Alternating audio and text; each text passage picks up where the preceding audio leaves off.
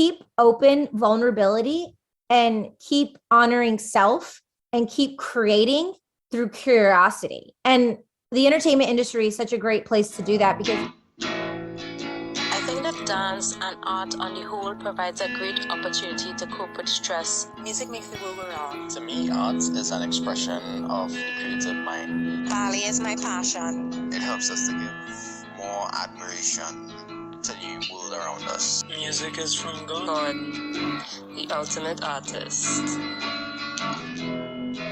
All right, so hey everybody. Today I am with a very multi-talented, diverse woman, and she is an actress, voiceover actress, singer, musician, stand-up comedian, podcaster. She has her own podcast called She's All Over the Place. She is a speaker and industry coach, as well as a published author, and her latest book is called A Lover's Fairytale, and it's a book of poems, and it's available on Amazon. So please welcome Katie Chonacas, aka Kyriaki.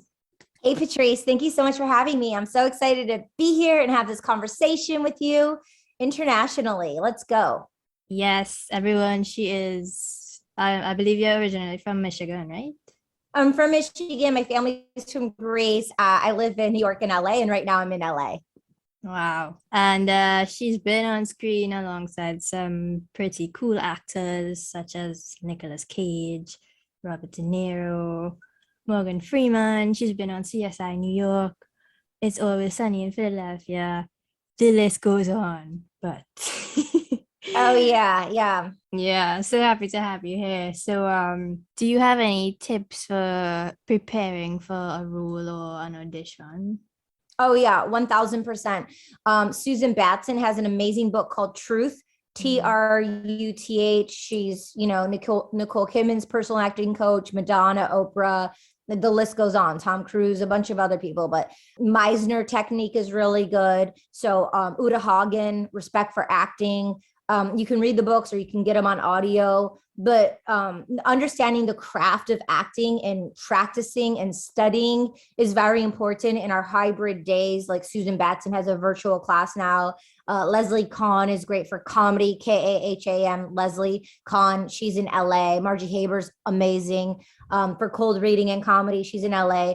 But a lot of these people have digital classes now, and you can study privately through Zoom or Skype and do one-on-ones, but understanding characters and understanding like what excites you and go with the flow of what excites you. And also like if something scares you and intimidates you, and maybe put on the hat of curiosity and play and discover where this character could go, and to break the mold outside of our own self. It's really important to go to IMDb. It's iMovie Database. I'm not an affiliate with them, but they helped me when I went to LA in the end of 2001, because I would go out and I would network and I would meet people and they're like, oh, I'm a director, I'm a producer. Well, you can go home, and now they have an app.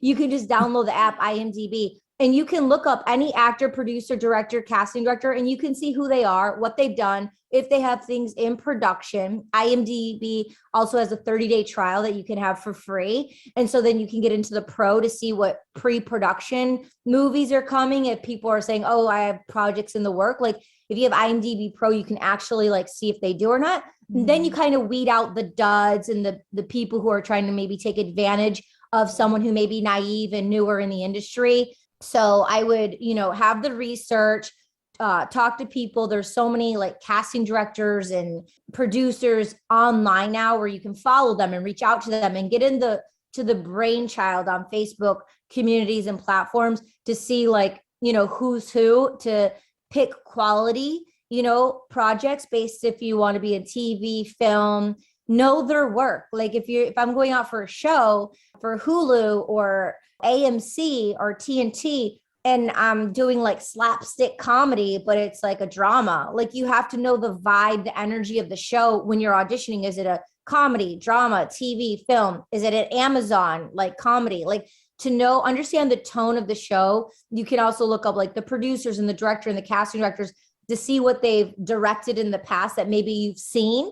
So then you're like, okay, that's the vibe. Or maybe you've seen the show Grey's Anatomy, or you've seen the show CSI. So you kind of know the vibe of Law and Order and the tones. It's really important.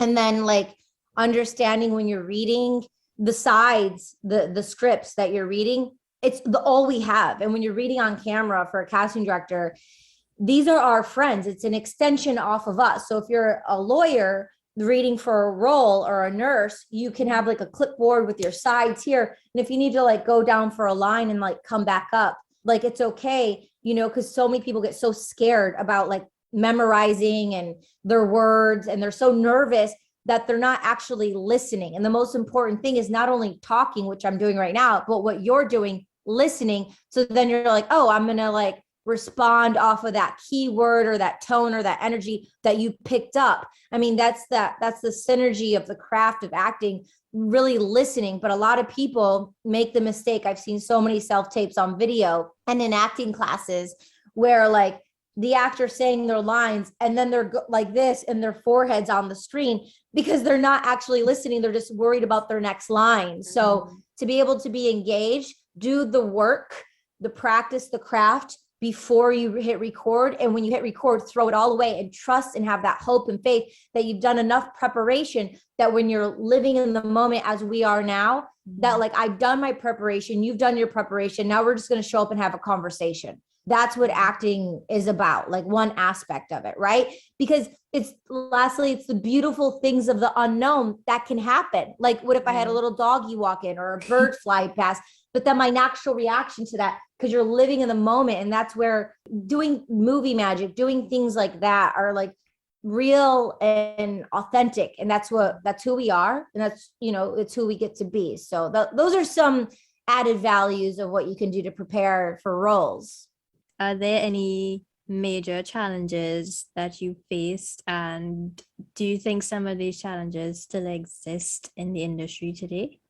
Yeah, some challenges. One of the challenges I faced now even, and you know, when I was younger, was I was up for the OC, great casting director. I love that show. Yeah. So you know the girl Olivia, who booked, she was the bartender, she booked the lesbian lover of Misha Barton. Yeah. So I was up for that role. But even though I was older than her, they said I looked too young for it. So they went with the other girl. Right. Gossip Girl, I was up for Leighton Meester's role. Jeff Greenberg, the casting director, knew the show was going to go. They knew it was going to go. They didn't know if I was going to age well. Like I did great, but the feedback was that they didn't know if I was going to age well, which I have. Wow. But they didn't. But they you really have. I really have. I was like 26 playing 15, and now it's like, because I have this baby face, which I'm grateful for, you know. But I think that's been a challenge for me. Or it could be not only a challenge for me, but it could in part be some kind of insecurity or some default thing for me, where I feel like maybe I don't look the part, or it's an idea of my ego thinking that they're going to hire someone who's going to be having gray hair or someone who's going to be older looking or more wrinkles. But my mom taught me at a very young age to take very good care of my hygiene. So, and genes, but also mindful, you know, I rather preserve myself. But I guess that was one of the stigmas of young Hollywood. Like you can literally Google and it says like young Hollywood or something like that. You know, there's like a stigma when you go to Hollywood to like be available and like to be youthful, and you know what I mean? Yeah. So I guess that could be one challenge that, you know, I face along my career, which I think was probably one of the reasons why I took a break from on-screen acting. One of the reasons, because there were people coming to SAG-AFTRA and the actors were saying, oh, with the technology, the equipment, go out there, you know, shoot your own content, produce your own web series, do your own short film.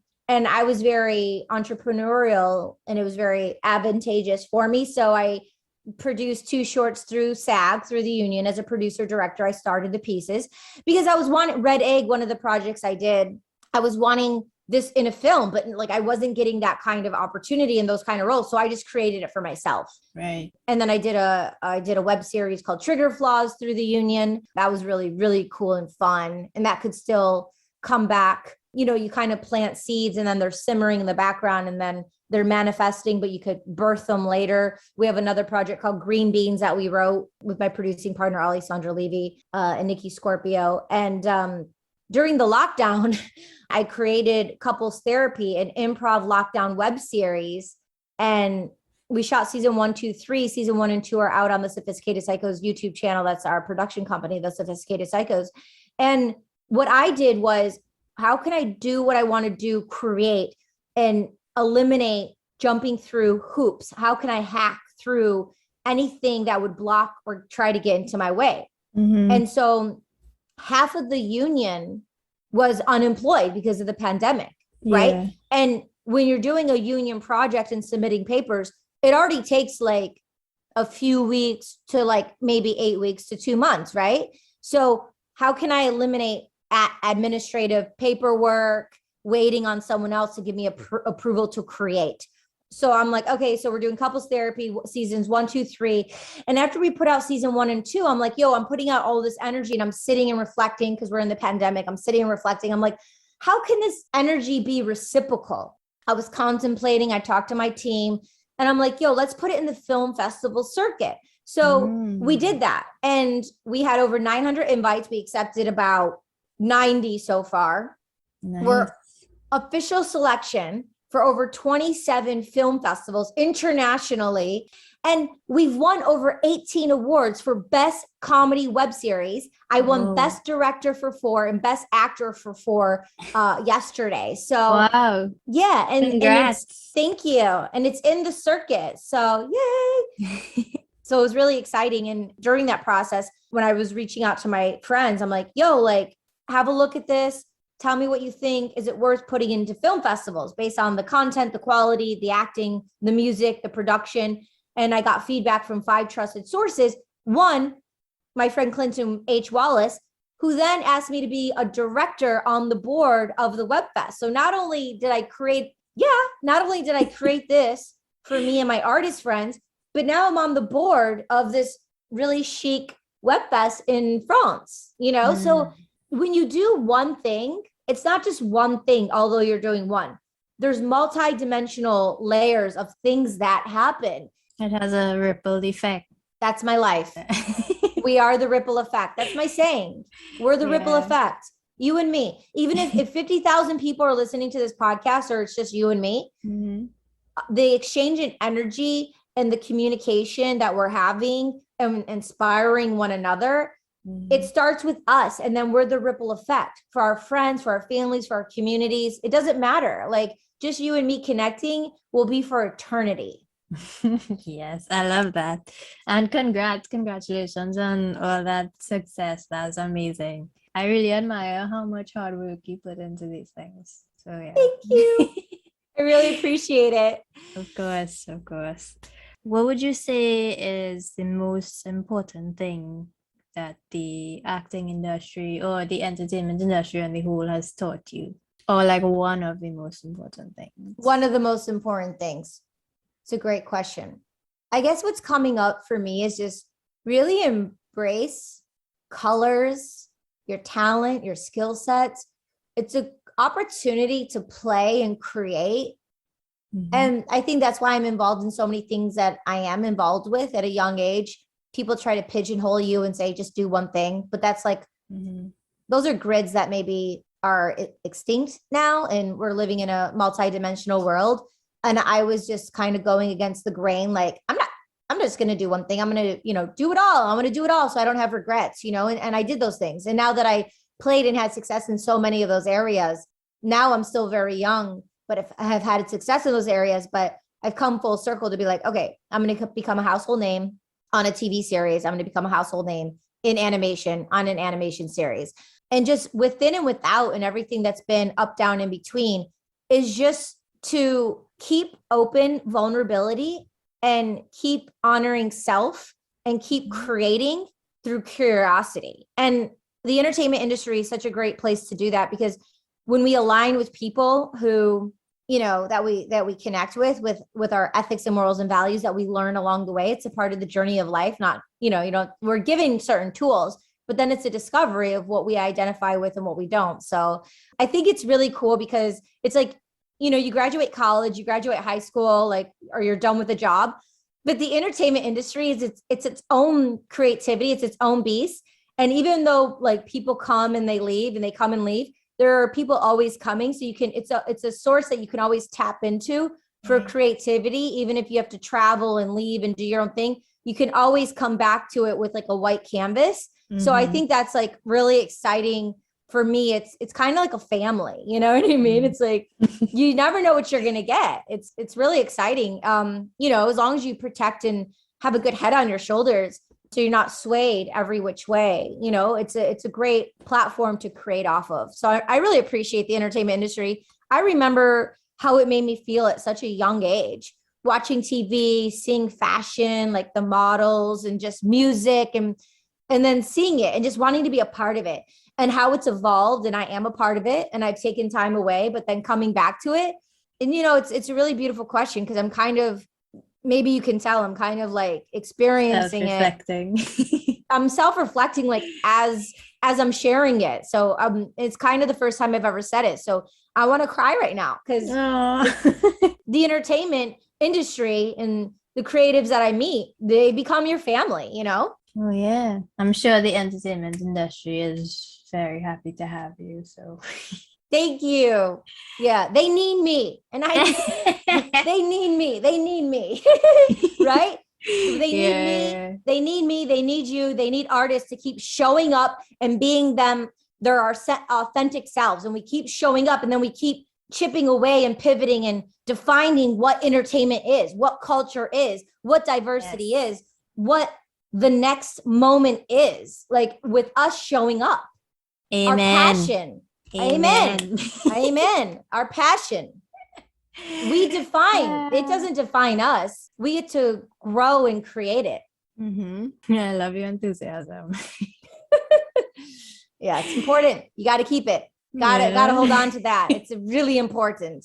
I've had so many people still to this day, they try to talk down to you.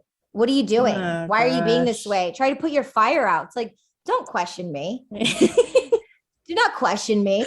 No, thank you. Don't question the artist and her art. Yeah, exactly. Yeah.